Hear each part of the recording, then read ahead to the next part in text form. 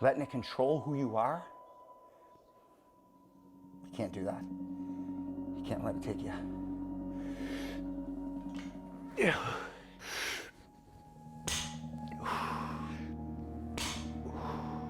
You're a soldier that your business is taking lives. You know, like there's no other way to, you know, a baker bakes, and a soldier he's trained to kill.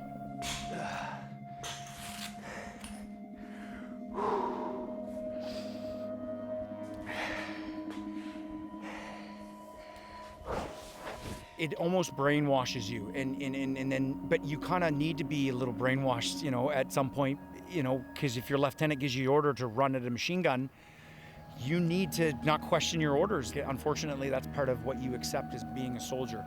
But it is hard when you're no longer a soldier and now you're trying to recover. Then you have to learn to turn it all off. The last 4 years of my life, I've been deprogrammed. I remember times, and I'm not gonna lie, like I was terrified. I was terrified.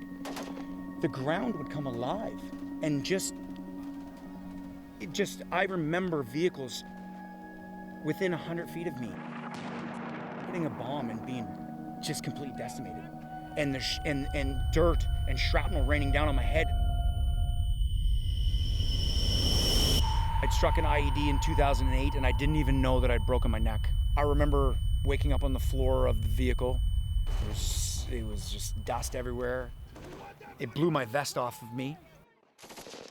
My driver was unconscious. I remember the radio. Our call sign was Tango 23 Bravo, and that's all. I just kept hearing Tango 23 Bravo. Are you guys okay? Tango 23 Bravo. I to this day, I still have no idea how I survived it. We don't even understand it here in North America. The average person that's never left North America, you would not understand. You can't be anything other than what they say you are, or you die, period. You know, you can't be a man openly gay there, you die. You know what I mean? You can't be a woman that decides, I'm gonna be progressive and run for, no, you die.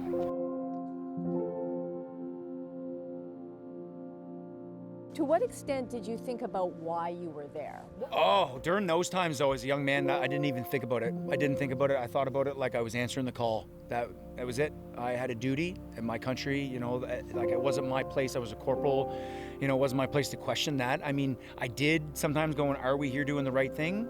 And I felt like we were paving roads. You know, we weren't just there fighting bad guys. You know, there was a whole PRT division that was provincial reconstruction team that was dedicated on building schools and roads and infrastructure. They were doing an amazing job. Like there was paved roads everywhere. Taliban kept putting bombs in culverts and blowing them up, but hey, we'd patch them up right away. I think if we would have continued on that road, we would have been successful. But now when I look back at it, I feel bad. I feel bad for the Afghan people because they are an amazing people. They're strong, like proud people, man. They have never let anybody come into their country and tell them how to do it.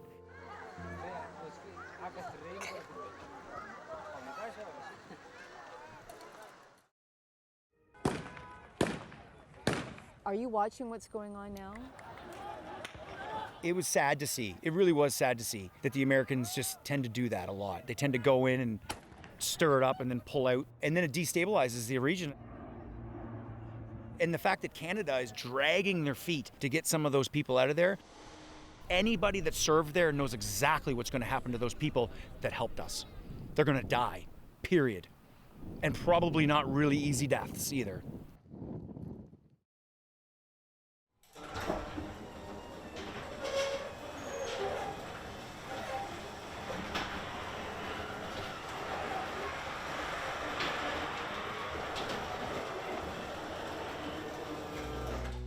I lost 158 of my friends.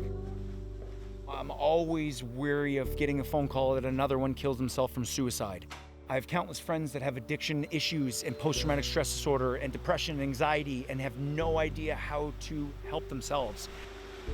When I came back in 2008, there was a time where people were calling us baby killers and like there was zero support from the Canadian public because of the war. There was a lot of civilian casualties, but I mean, at the end of the day, you're fighting a war.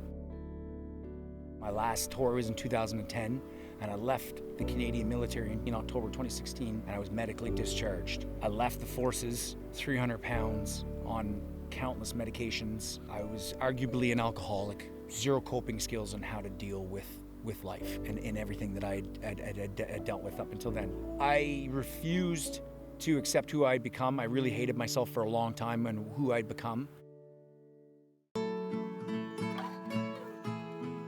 I had a young boy come into my life and give me the opportunity to see myself in him and realize that I want to be all the people that failed me growing up. So I had a choice to make: clean myself up, get help, go to therapy, start working towards a better me so I could be there for my son, or not.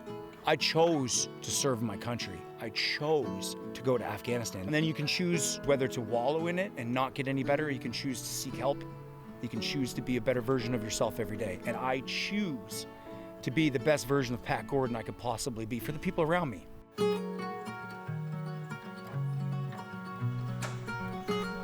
Woo, another day in the office. Yeah, Let's go get some bags filled. absolutely. I feel like humanity right now, especially in St. John, needs a little something to look forward to. We decided we were going to do 50 families a month and give a bag of food to them. We were trying to do something that nobody else is doing. So a lot of the programs in the city are based on, you have to come to us. So we're expecting people with, at the very bottom of the income ladder to try to afford a bus ticket or a cab to go to a food bank and get some food, which they're only allowed to access once a month. So to me, I'm like, all right, let's take all this information and I'm gonna look at it from a tactical standpoint, because I'm a soldier and that's what I do. How can I attack this? How can I make this on the offensive? Let's start attacking it, be really offensive on how we're doing this. So I'm like, let's bring the food right to the problem, right to the schools where the kids are at. So that, and Operation Feed St. John was born, and now we'd commit 50 bags of food every month to 50 families in need. Each bag of food has roughly 50 meals. And to date, we've given over close to 15,000 meals away. And we just started in January. Our first delivery was in February. It felt so good. I was like, oh my goodness, I feel like I can actually do something, and I can maybe change where the trajectory of my city's going.